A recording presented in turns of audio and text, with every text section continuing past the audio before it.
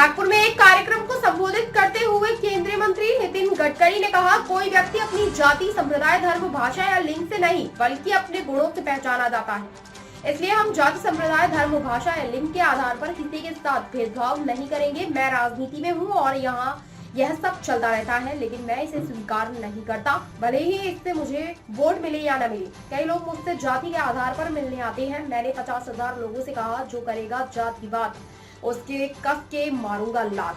मेरे दोस्तों ने कहा कि इससे मैंने खुद का नुकसान कर लिया, लेकिन मुझे इसकी परवाह नहीं। चुनाव हारने से किसी की जान नहीं चली जाती। मैं अपने सिद्धांतों पर अड़िग रहूंगा।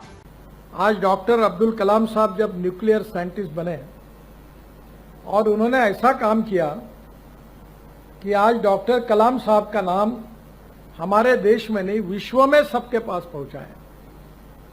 और इसलिए मैं एक बात पर विश्वास रखता हूं कि कोई भी व्यक्ति उसकी जात, पंथ, धर्म, भाषा और सेक्स से बड़ा नहीं होता, उसके गुणों से बड़ा होता है।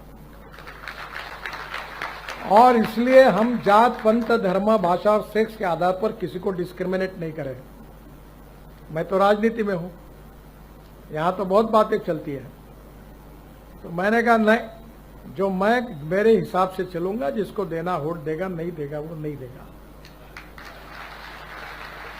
बहुत जाति वाले लोग मुझे मिलने के लिए आते हैं, तो मैंने उनको सबको मिलकर 50,000 लोगों में कह दिया, जो करेगा जात की बात उसको कस के मारूंगा लात।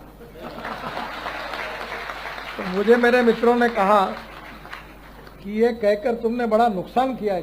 मतलब जो होगा सो होगा, अगर चुनाव जीतता नहीं तो आदमी मरता थोड़ी है, मंत्री नहीं हुआ तो। पर मैं अपने उसूलों के साथ इस पर कायम रहूंगा और व्यक्तिगत जीवन में उसका आचरण करूंगा।